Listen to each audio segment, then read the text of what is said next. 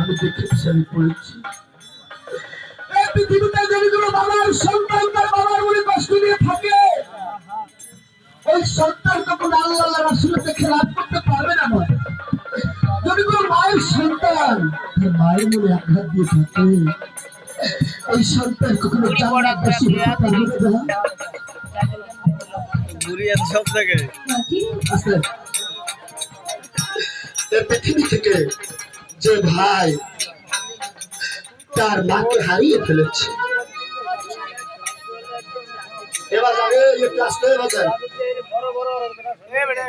আসতে তোমরা তো বুঝবে না, তার কারণ তোমাদের বাড়িতে মা আছে, বাবা আছে, সবাই আছে।